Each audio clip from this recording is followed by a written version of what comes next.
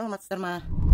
Бүгін біз шашуға осындай кейбір өңірлерде концерттермен қосып, осындай мелкий шашулар шашады. Сондай біздер колокольчик, яғни қоңыраушалар тоқып үйренеміз.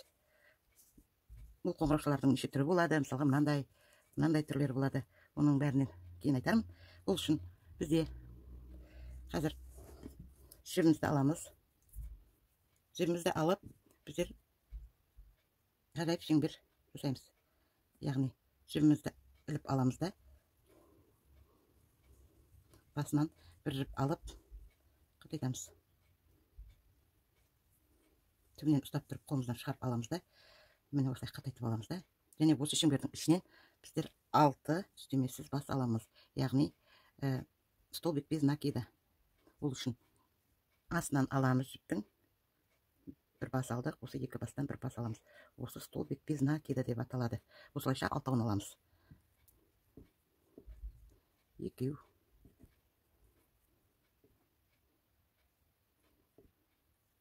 3,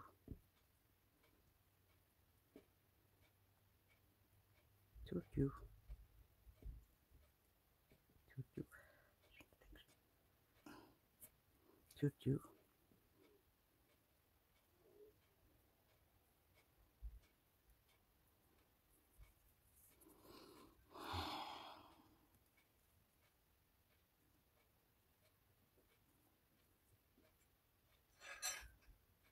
5.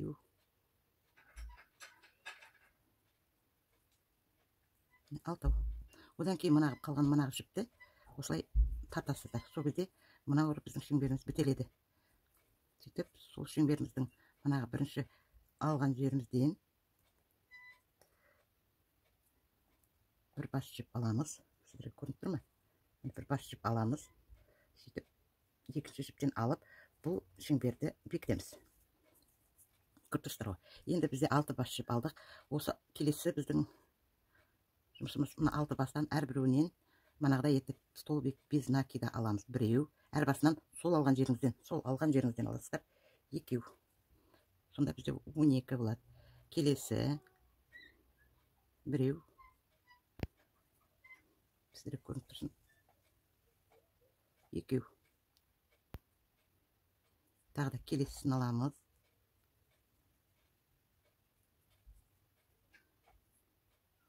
Және іліп аламыз да, міне. Жіп алдық, содан кейін жұмысшы жібін іліп аламыз.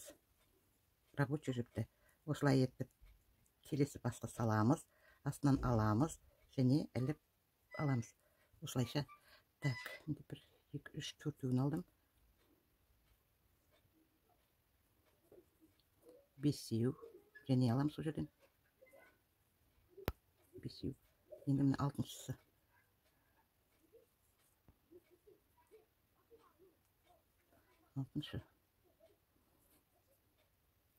Осылайша, міне 6-шысын алдық, мына соңғы біздің өңізден алып, бұл жерден кругын бітіреміз. Енді арғарата біздер осы жубамен бір ряд тоқып шығамыз.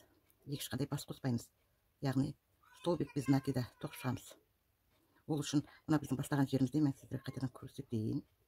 Мына жерден сіздер қандай да бір басқаша жіпті көп қойыңыздар. Осылай етіп, мынау біздің басталған жеріміз. Осы жерден неше рет айналады екенін айтайын. Так. Мына столбик. Біреу. Келесіге кеттік. Біреу. Келесіге кеттік. Біреу. Біреу. Келесіге кеттік. Біреу. Келесіге кеттік. Мынандай торы ашылып тұрады. Келесі торларға столбик без накида тоқимыз айналдырып.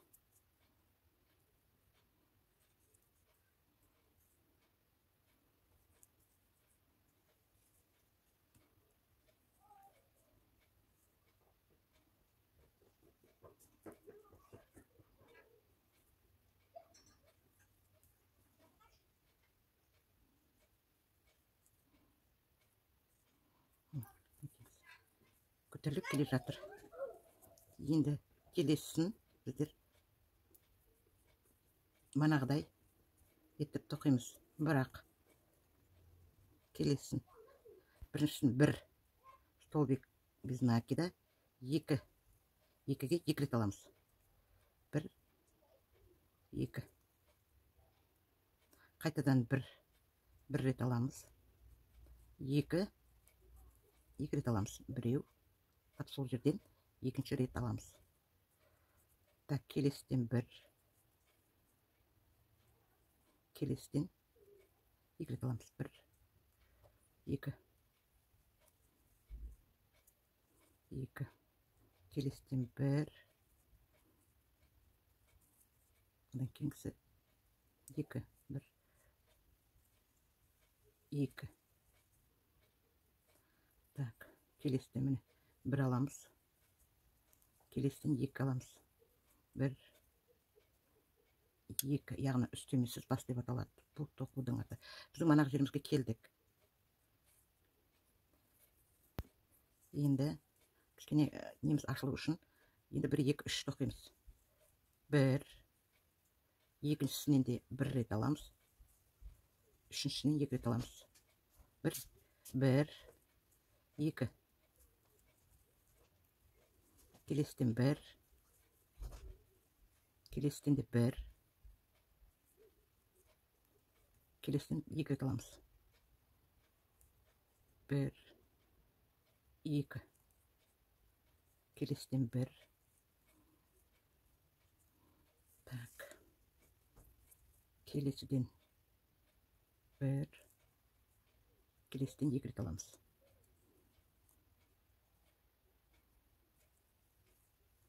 Екі рет аламыз. Міне біздің неміздің қапағы ашылып келатыр.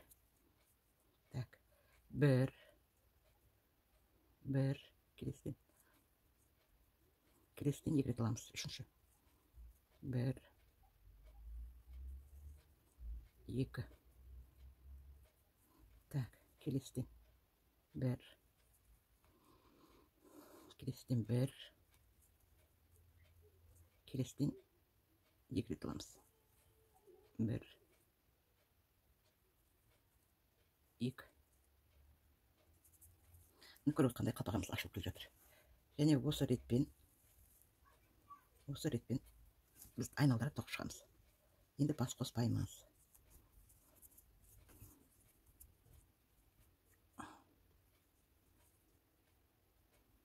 Мен тоқи берейін, сіздер қарап отырыңыздар.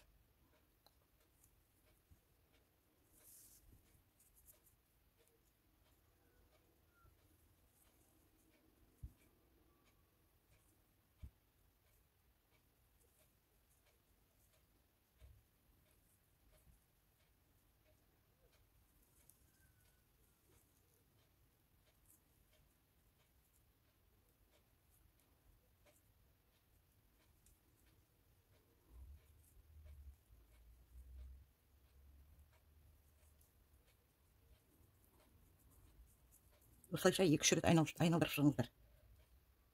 Міне мен 3 рет жоғары көтердім, тағы да 4 рет. Енді біз мынандай басындағы гүлшелерін кестіреміз. Және бір жаңағыдай қосып жіберуге болады, әртүрлі бірақ. Так, біздің мына керек емес.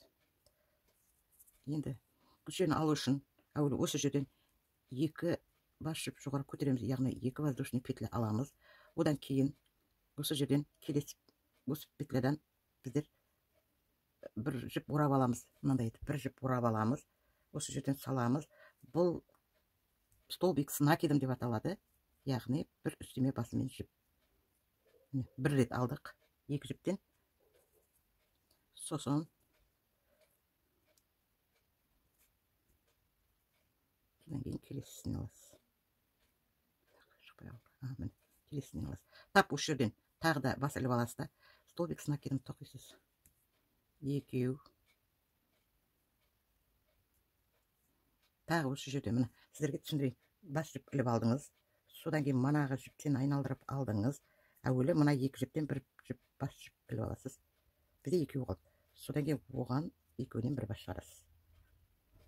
Және бір столбик с накидом осы жерден столбик с накидом тоқисыз. 1 алдық, 2 алдық. Міне столбик с накидом болды. Так, бірінші 2 бас жіп көтергенде бір столбик накидом орнына кетеді. 2 3 4 міне. Содан кейін барып осы жерден бір жіп аласыз да, мына жібіңізге өткізіп, осыны бір жіп алдыңыз ғой, қазір мен кішіп кетті, мына жіптен өткізесіз. Яғни сіз қатарды бекіттіңіз. Енді осы жібіңізден екі бас жоғары қарай көтересіз. Екі бас жоғары қарай көтердіңіз. Бір столбик накидымның орнына жүреді. Енді келесі біздің петлямызға столбик с накидым тоқимыз. Біреу. Тағы бас іліп алдық осы жерге. Екеу. Тағы бас іліп алдық. Үшеу. Көріп тұрсыздар ма? Бірінші екі бас көтерген жеріміз бір столбик болады, одан кейін 3 столбик с накидым тоқыдық. Содан кейін барып бір бас жіп алып, мынау біздің жібімізге іліп алып, осы жерді бітердік. Осы жерден тағы да екі бас жіп жоғары көтереміз, яғни воздушный петля. Содан кейін столбик с накидым. 3 столбик с накидым тоқимыз. Біреу.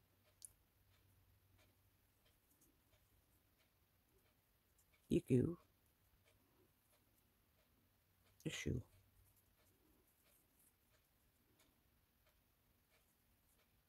Столбик с накидым тоқтық.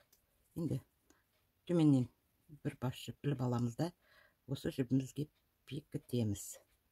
Міне, шықты. Осылайша осы жердің бәріне осынша гүлше тоқып шығасыздар. Қазір мен соңына дейін тоқимын, және сіздерге және біреуін тоқып көрсетейін. Осы жерден екі бас жіп жоғары көтереміз. Келесі петлядан столбик с накидым тоқимыз. 3 рет. Біреу. Біреу. Тағы іліп алдық, столбик с накидым тоқимыз. Екеу. Тағы іліп алдық, столбик с накидым тоқимыз. Үшеу.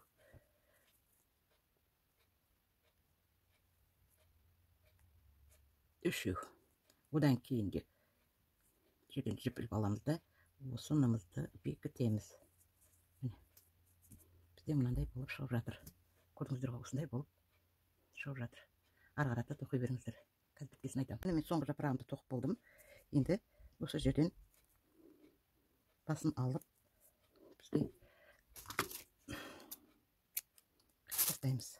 Төбенен ұстап тұрып тартсаңыздар, ұзын жібіңіз үзіледі. Міне жіп бізде тартылды. Енді осындай бізде қоқанша шықты. Енді былай қарата айналдырып, ішкі жағына мына жібімізді кез келген жеріне өткізіп жасырамыз.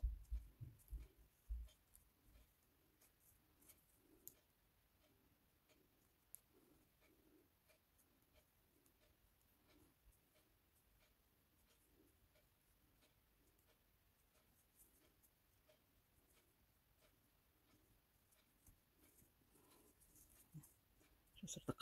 Тағы бір айналдырып жасырып жіберуге болады.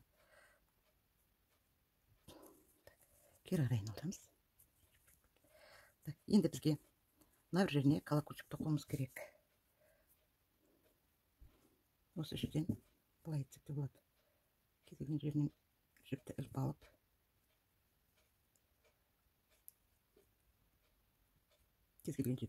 алып, осы жібімізден айырып қалмай ұстап тұрып, мынау бізде артық жіпті де қосып ұстап бас аламыз. Себебі астың жағында тұрады, бұл бізге незаметно, яғни көп көрінбей тұрады. Кішкене болса да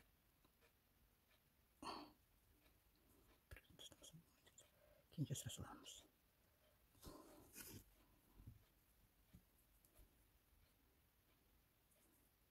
Мынадай бас аламыз ғой.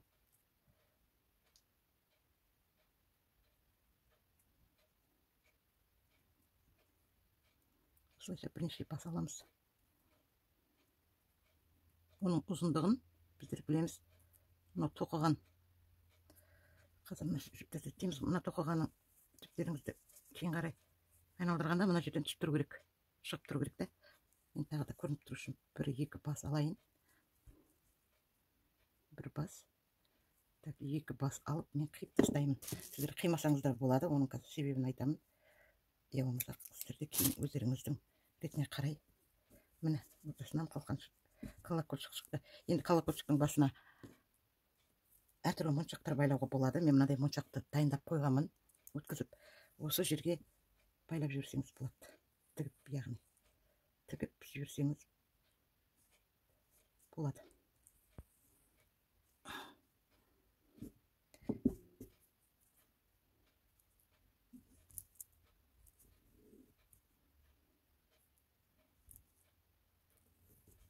Подсвет жеп алғанда жақсы болады, бір чет жеп.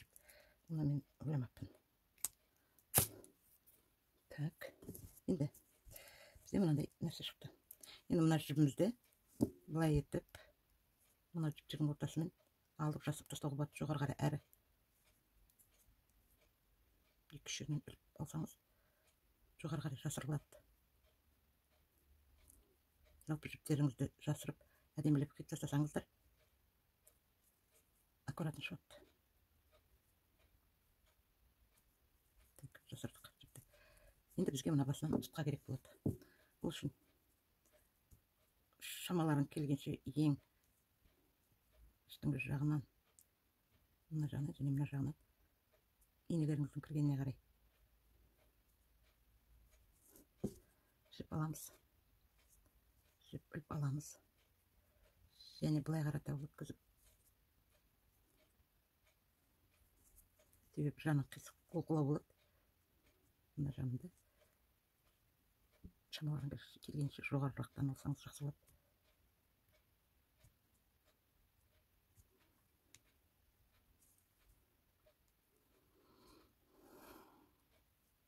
Бір свободный жеріне іздеп қарайын. Осылай екі жіптен бір бас алсаңыз, бір жіп пайда болады. Және мына жібіңізді тартсаңыз, мына жіп түйінделеді. Екі жіпті қосып ұстап жоғары қарата біздер манағыдай бас жіп көтереміз. Өзіміздің керегімізше 10 ба, 15 ба, 20 ма, біреу, екеу, үшеу. Қалай берсін, қазір жасырам. Так, төртеу, бесеу, алтау, жетеу, 8, 9,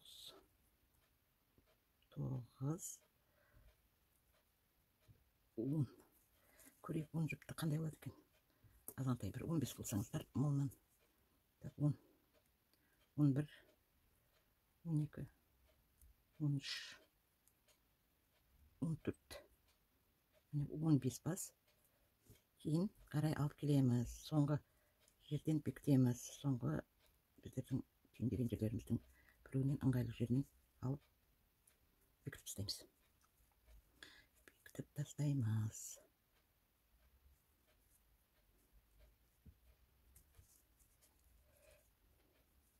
Екі жіп шықты. Оралғандарын шешіп тастаңыздар да, екі жіптен бір жіп алсаңыз. Бір жіп алынбай қалды. Екі жіптен бір жіп алдыңыз.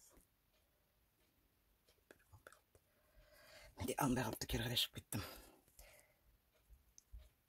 Тоқу кезінде ондайлар болады. Ama ең профессионалдың өзі де жіпін шығарып жататын қасында. Так, осылай жіп шығып кейде арасынан қиындау болады.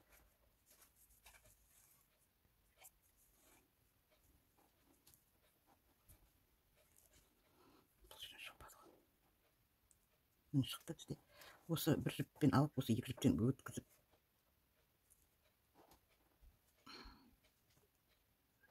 шықпай, мына да содан шықпай қалған. Қазір де шықпайын деп жатыр қазір. Оны шығарамыз, міне шығардық. Шығарып тартсаңыздар, түбі қатаяды бұның. Сосын болды. Содан кейін жібімізді қып тастайық. Так, бұл жіп керек емес. Енді осы жіпті төменге қолымызды көріп тұрсыз ғой, қатайтып. Бұны кейін қарай іш жағынан шығарып алып, іш жердің ішінен бір жерге жасырамыз. Осы жерден шығарып алайық, мына қалып өткен жерімізді.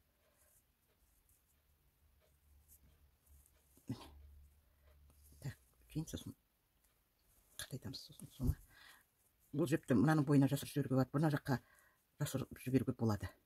Мына артық жіпті қияйын, қайтеміз. Міне сонда бізде осындай. Кейін қазір жасырам бәрін. Екі рет үш рет іліп тастайын.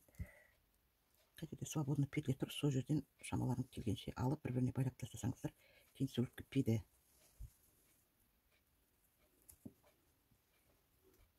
мына бір жіпке постараюсь байлауға. Ол енді өзіңіздің ептілігіңізге байланысты. Ортасынан алып байлап тастасаңыз болады.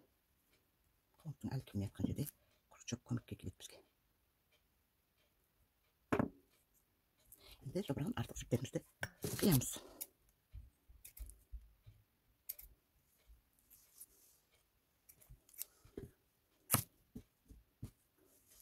Міне бізде осындай қоңырауша пайда болды. Көп тұстар ғой. Міне біреуін тоқыдым. Және бірнеше қоңыраушаны бірінен кейін бірі, мен жаңа уақыт алмасын деп былай істемедім. Бірінен кейін бірін тізбектеп, басын мынандай қылып тастап, ортасына мынандай моншақтар салып, және осылай бекітуге болады. Бұл да әдемі болып тұр. Және мынандай бар. Және аузы енді ашып жатқан гүл сияқты түрінде жасап қойғам. Бұл да болады.